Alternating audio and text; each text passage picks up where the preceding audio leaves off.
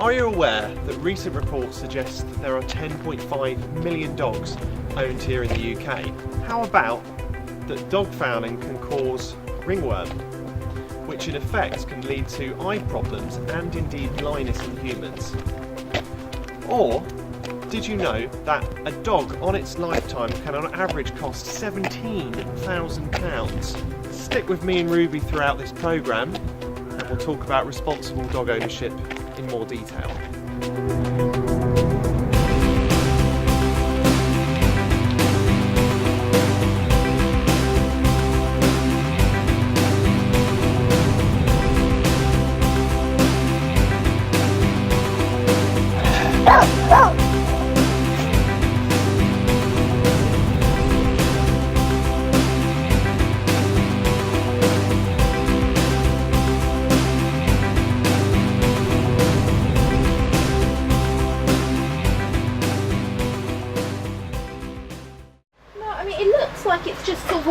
Similar to what humans can get. I would say though, if it is getting a bit bigger, it's well worth getting it double checked by a vet. We work part of the PDSA, which is the UK's largest veterinary charity. We're here today to offer free general MOT checks for any dog owners in the area. They can come on down, see how well their pets are doing, make sure we'll handle their health and welfare needs met. Why did you bring Max down here today? Just for a general health check, as it was free. And I also want to register with the PDSA, so to come down and get the advice of how to do that. I've also got a Chihuahua cross Jack Russell, who's just had a C-section and had 7 puppies, so that's the other reason why I wanted to get registered with the PDSA, you see. But in Max's terms, totally fine. He doesn't need anything done by being microchipped. Under the Animal Welfare Act of 2006, all dog owners need to provide 5 essential things for their pets to be healthy and happy. These are a suitable environment, good diet, housed with or apart from other animals, a need to exhibit normal behaviour patterns, and to be protected from pain, suffering, injury and disease. For more information on how you can help keep your canine friend fit and content, visit pdsa.org.uk.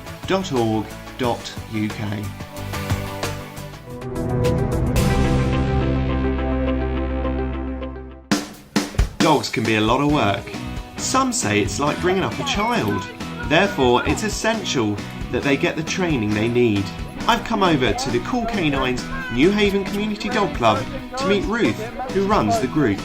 We basically started up the club, that's my daughter, me and Dean Hart, because I'd had huge behavioural problems with my dog. She had really bad nervous aggression with other dogs. She's a Staffy and we just didn't know what to do. We were at the end of our tether and they helped us so much, both Dean and Ben that's taking this class. We're at a point now where if there's a dog across the field we can walk up and down and she doesn't kick off. We really wanted to give other owners a chance to have, cheap training so that they would also be able to help their dogs, and we wanted to promote responsible dog ownership in the community. I'm here to take known commands and be more obedient. I live on my own and he's a big dog and I need to be able to control him really, but I have to have a dog. I'll tell you what I've learned, when I say stay, I'm supposed to go away and then come back, and I've always gone away and then called him to me, so I've learned that. We get a wide range of breeds right across the board really. We get we've got Staffies, we've got Collies, we've got a Cavapoo, we get different crosses. We've had Dog Bordeaux, we had 2 of those, they're quite big dogs. I think on the whole people are, they are responsible with their dogs and they do want to train them because it makes their life so much better. It's easier, if you've got a well-behaved dog, you meet new people, it's just great really. Sadly, many dogs aren't lucky enough to go to such classes. Even a loving home may be beyond their reach. Fortunately, there are people such as Dean and Sarah Hart who run a service in dog behaviour and grooming. Okay, so what we have basically is an escalation of behaviour. So you'll get a waggy tail to start with, which would suggest that you're welcome to come and say hello. but then the closer that you get, the behaviour tends to change and you have a different intensity, and you'll start to see things like a growl and vocalisation, and then the teeth will come in and you'll start to see the teeth. What's interesting is the lip position. That's what you're looking for in terms of behaviour, and as you can see, what he does do is he has quite an emu shaped mouth, and what tends to happen, lots of teeth, lots of growling, and then eventually you'll get a snap, and that will be a kind of sequence of behaviour that you might expect to see in certain types of aggression. And it's to do with distance. Thank you very much. It's to do with distance. The closer something gets, you're more likely to see an escalation in that type of behaviour. Yeah. If you're invading his space and I'm using a stick, which I shouldn't do, because you shouldn't try to provoke the aggression, of course, but as an example to see it, the stick comes into his space and then he'll do some defensive behaviour to try and get rid of that. But note, because he's actually fearful, he's taken the choice to stay put. He hasn't actually moved away, which is typical of the breed in terms of a terrier, in terms of how they're dealing with threat and how they want to drive away the thing that they're actually frightened of. Sarah, is there any advice that you would recommend for dog owners in terms of grooming? I think it's really important that dog owners understand what's involved when they take on a dog.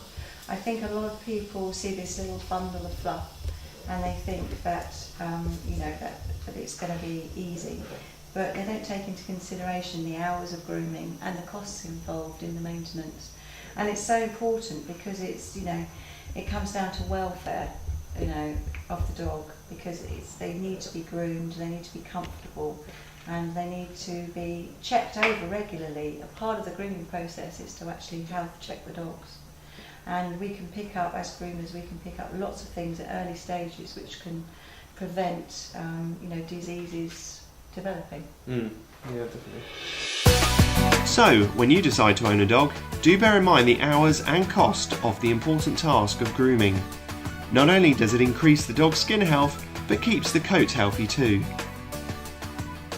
So what is it you actually do, Dean? The role that I play in terms of behaviour and dogs in particular is I work on vet referral. So when people have a problem with their dog that they haven't been able to resolve for whatever reason, they may go to the vet, and then the vet will refer those people to me, and I'll go and meet the client and see what the problem is, see if we can do a diagnosis in terms of the behaviour, and we'll have a look at the behaviour, see where we can help, look at a treatment plan that best suits the owner and their family lifestyle and what they do, and how we can work forward to try and keep the dog and the owner together, really. Have you got any vital statistics? I think there's a lot of dogs out there. There's about 23% of households within the UK own a dog. If you put that into relation with the figures for bites that come into hospitals, for example, there's I think 1 in 7 bites are actually bites towards children. So I think that a lot of advice would be thinking about the breed and the lifestyle is to consider whether you've got children, in terms of getting a proper understanding of what the dog does and how it behaves and how you manage it. 6,500 bites reported last year, and if you think that's just the number of bites that have been reported, I've been bitten several times, so it's good, isn't it? It means I'm good at my job. Several of my staff have been bitten, none of us have reported it, so the statistics that come in are only those that we know about, so there's a lot of bites and a lot of bad behaviour out there. But I would like to stress, it's not always looking at the owner and blaming the owner. I think it's lack of education, lack of understanding, inappropriate media and the way it's portrayed, and certainly the way it's portrayed in how you can overcome problems as well. Have you got any funny stories that you can... Yeah, we have all sorts of things from different types of behaviours that you get. I went to see a lady who had a little Shih Tzu, and as you probably know, they're little small dogs and they're quite hairy. And as it goes along the ground, it sniffs, as would be normal canine behaviour, it sniffs all the bits and pieces on the ground, and particularly where another dog may have urinated. And therefore it's going to get a bit of dog wee on its face. So one of the ladies phoned me up and she said, could I come and sort out her dog's behaviour? Because every time she kissed her dog she had a face full of urine. Could I stop her dog sniffing? So that's quite a good one, which of course, no, I'm not going to do that. It's normal canine behaviour, you just need to approach it in a different way, maybe. That's brilliant. So, yeah. So Dean, what advice would you give to someone who perhaps owns a dog or or a budding owner perhaps? Get a cat. No, I think if you're looking for a dog, I think it's important to look at your lifestyle, look at your own temperament and your family group and how you live, and then look at the type of breed perhaps that you can choose from, both in terms of temperament. When we think about dogs, we tend to think about reactivity, and you've got things from terriers that are busy and fast to the more slower, larger dogs and things like that. So you tend to think about what the dog has been bred for, so it gives you an idea of what the dog will do and maybe how it will react to its environment. And then you have to consider how much time you've got to give to that dog in terms of training and support, taking it to the vets, taking it training, giving it the right amount of exercise and everything else. So that comes involved as well, and there's obviously a cost involved as well. You've got to feed it, look after it and take it to the vet. So lots of things really.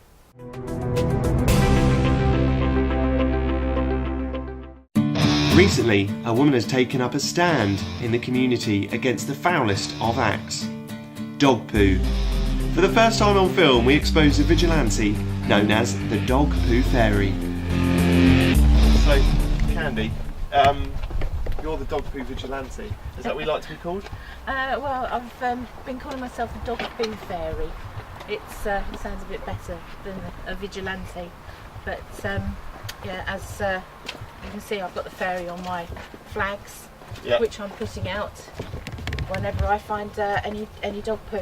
And this alley was a very big contender for that. It was absolutely covered, and so was the stretch of greenery and everything like that when we first started.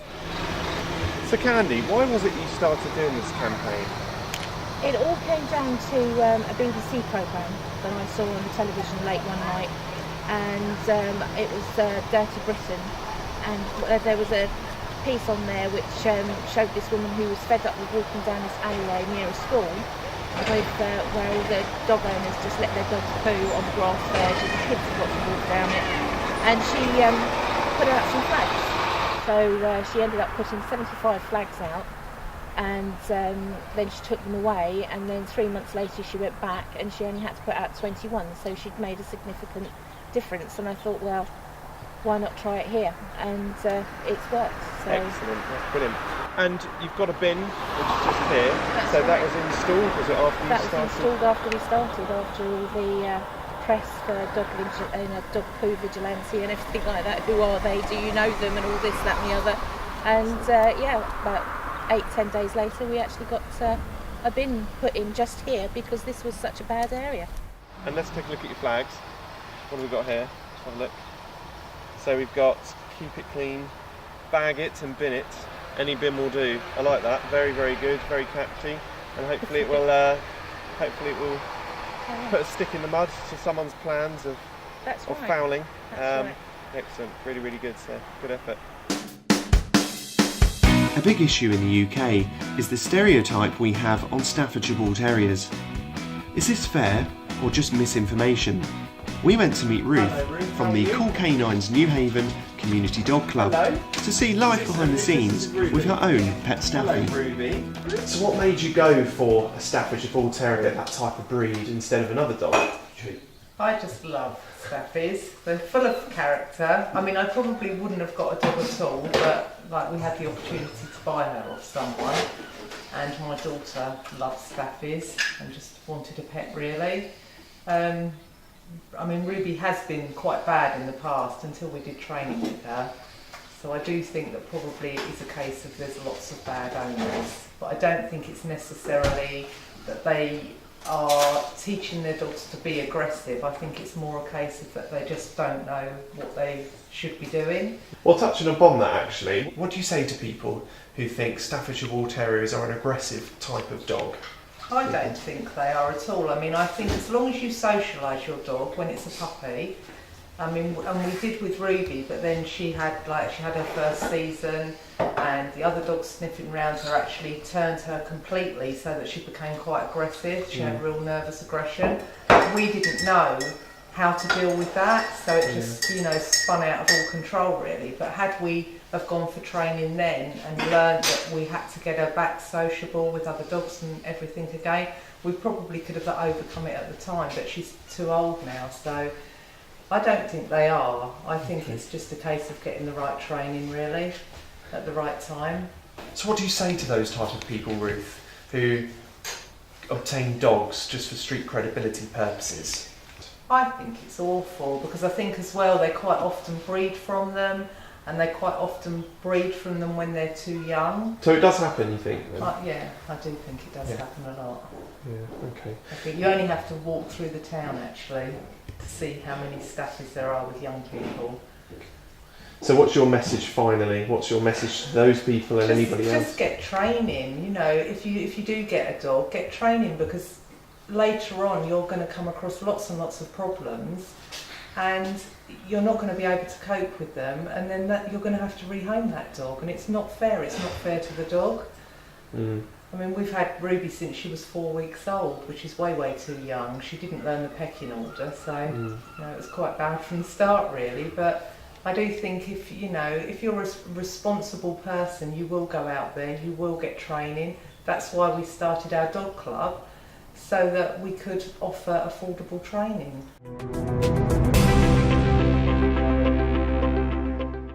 During this programme, we've learnt about the subject of responsible dog ownership. Remember, a dog is for life, not just for its reputation. Till next time, let's tread carefully out there.